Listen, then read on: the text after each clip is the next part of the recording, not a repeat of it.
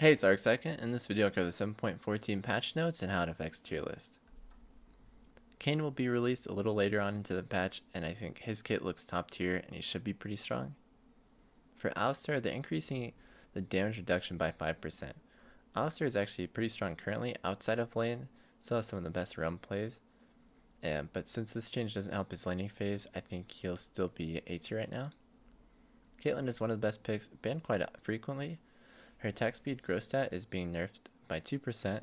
This will hurt her DPS, but since she still has so many other strengths, especially with her traps, I think she'll still be one of the best ADCs right now. Okay, for Cho'Gath, start with the Q and the W. They're nerfing the Q damage at max rank by 5, which doesn't matter. The cost is being buffed. It's going down from 90 to 60. This is partly to compensate for the new mana cost on E though. The W's, their silence duration is being increased by 0.1 seconds, and it's a little longer throughout the ranks. But now onto the E. So E now is will have a 8 to 4 second cooldown, costs 30 mana. The base damage is unchanged. However, there's now max health damage. It'll deal 4 plus 0.5 per fee stack of your target's maximum health. It also has a decaying slow, which isn't too bad, and you're granted 50 extra basic attack range, and it can be used as an auto reset. So with these changes, he'll be dealing a lot more damage. The problem with Cho'Gath, the big nerf was still the W, since it was harder to guarantee the silence and plan this ability.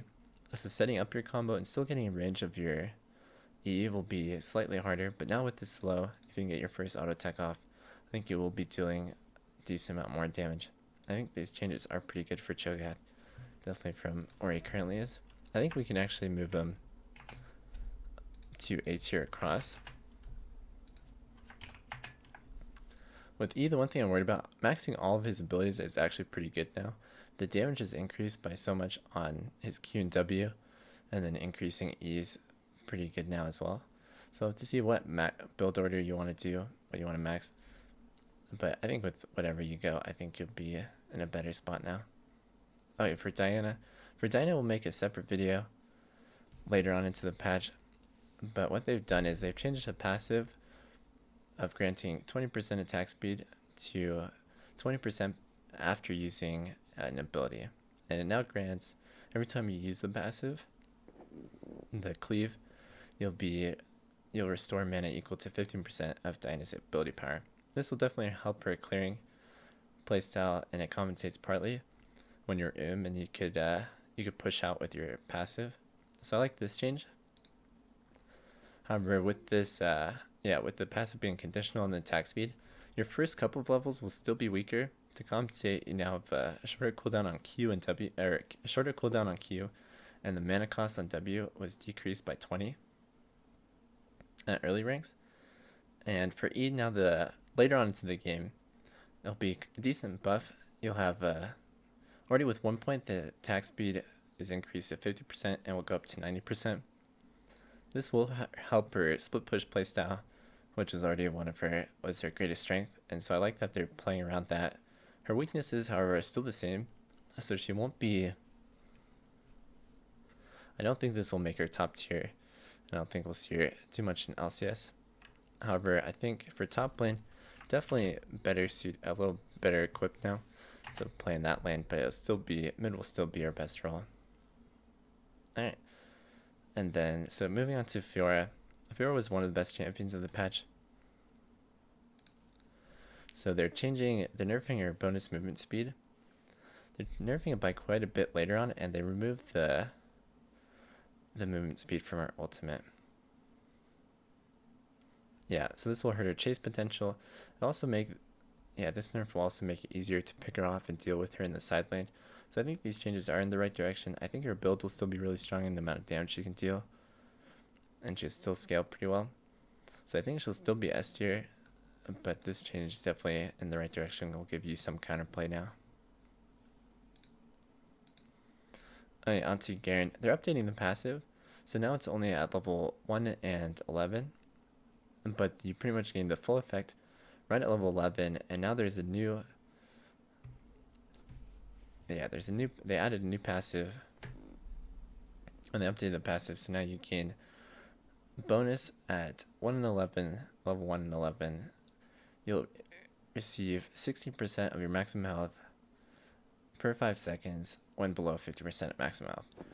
So whenever, you'll be able to go in and out of fights pretty well. And they also made it slightly better for you to enter a fight on W. There is now a 60% damage reduction, but it's only for 0.75 seconds. And I think by the time you're in the fight, most of this effect will pretty much be over. So I don't think he's gaining too much there actually. And the E bonus ratio, you're getting 2% per spin of total attack damage, which isn't bad. But I'm still not sure, even with these changes, if Garen will be providing enough damage and utility to be picked. I think he still might have some issues in the meta. On to Ivern. They changed some of the vision abilities. So Bushmaker, the cast range was cut in half to 800. 800 is still a decent range, but this will definitely make it a little more risky for Ivern to be played. They already nerfed his early game, so he was more risky, harder to pick. He isn't being picked as much now. And this is definitely a decent nerf. Still fairly good though. Okay, for Rammus, this is like a nice quality of life change. It'll make it more enjoyable to play him. The self slow that he had was being cut in half. So now it's only 30%. 30% still a decent amount though. Don't think this change will push him to the top tier though. For Singe is getting quite a few updates. Yeah, they changed Singe base stats. They increased them by quite a bit. Yeah, he now has 610 base health at level 1. And the health growth stat was also increased. This is partly to compensate for the change in passive. So no longer gains health based on his maximum mana. But I still think this will overall be above. You'll be able to get through lane a lot better. Now he has a new passive. He can drift off of champions. Not sure how often you'll use this, but 20% movement speed isn't too bad. Going on to Q, I think the big thing here is the AP ratio was increased by 0.2. Base damage is down slightly, but with the extra AP ratio, since you can build, if you're building Roa, Seal, and Landry's, I think Singe will be dealing quite a lot of damage. His E deals good damage as well. I think that could be quite strong. They also changed the W's to now grounds units, kind of like Cassiopeia. The duration was changed to 3 seconds. The cooldown was actually increased by 3 points early. This will definitely hurt.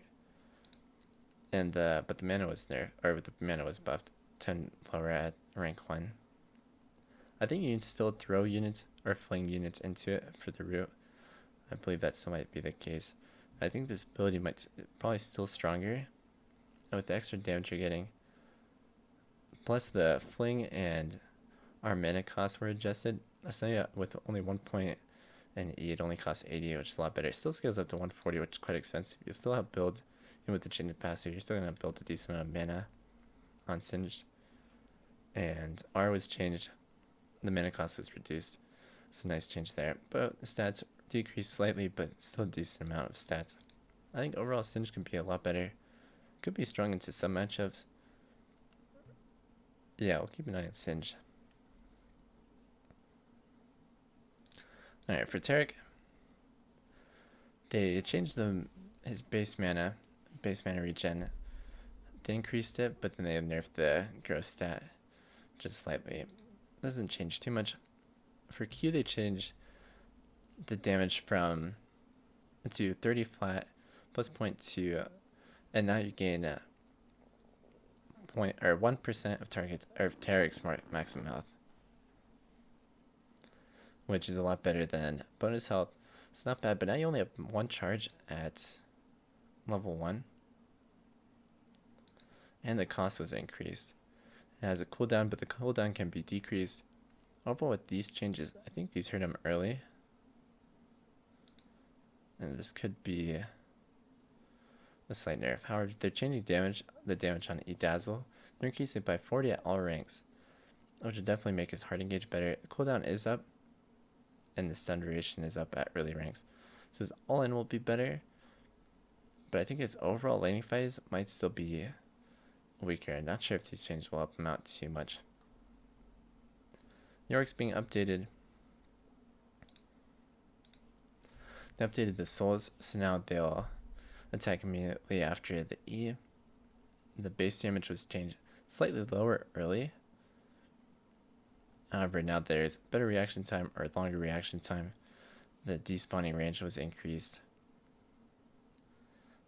Damage is still a little bit lower though. And the cooldown was buffed at later ranks. It goes down to 100, and the health was also on ults was increased at later ranks.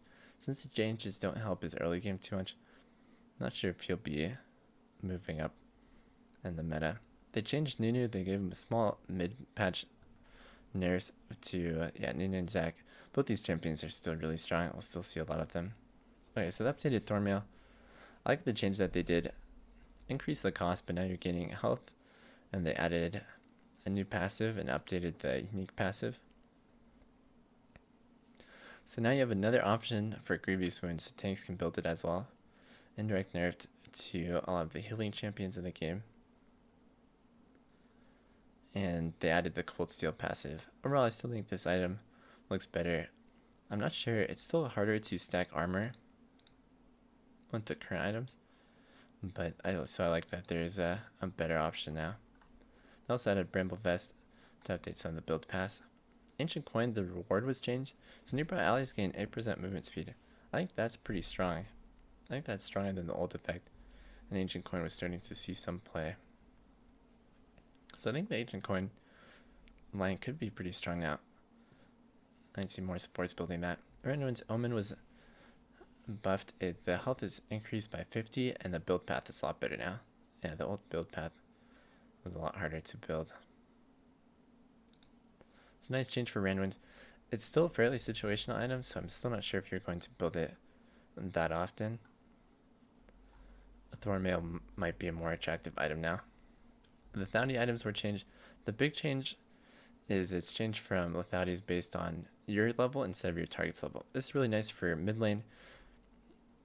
Yeah, for mid lane, it'll hurt ADCs, but there's still some items that could be built on ADC, possibly with the changes. They changed the unique passive, so now some of the items don't grant the out-of-speed combat anymore. Now they have Headhunter, so after killing a unit, your next ability will deal 40 bonus damage. It's good for trading and also helps you clear better. I think that's pretty strong. Butch Yorick, same effect. I'm still not sure if this will be built. The updated Duskblade, I like that they decreased the cost. Thoughty's up, damage is down. Also don't have the out-of-speed movement or out-of-combat movement speed. But now you're granted 10% cooldown reduction. Damage is up, however, it's changed to physical damage. Slight nerf there, or for this part. Now you're gaining a good slow for a short duration, and the window's larger. Overall, I think these changes look good. I think this item's pretty efficient now. With all the changes they did, all these items are pretty gold efficient. Yoma's was changed, so now you're granted double the out of combat movement speed. It's now 40, 30 up, attack damage down. I think this is one of the items that could be really good on someone like Jhin, possibly for one of the ADCs. And it's still fairly efficient. Edge of Night was changed, so now it no longer grants MR, it grants health, and has a similar change. I like this though. I think there were quite a few options for MR for the 80 items. So I like this change a lot, and now you can combine it with Ma, and it's still fairly efficient. It's not bad what they did with the Edge of Night items. I think it will still. Not sure if it'll be enough to bring Zed, Talon, Jace directly back into the meta or increase their standings too much, but I still like the changes the direction that went with them. They changed cards, so now they can be smited. The medium ones can be. Not sure if you're ever going to use that. Vision was changed, so now some abilities don't grant it anymore. Mentioned that we already talked about the Ivern one. Anivia's W was changed. This will make it harder for her to solo blue some of the time. That's a slight nerf to Anivia. Changed attack and ability queuing. I'll have to see how that works, how that feels in game. Could be a decent nerf too. Looks affects a lot of the junglers. Ranked Flex was updated, and some big bug fixes and skin updates. I think that just about covers it. Please let me know if this was helpful, and thank you so much for watching.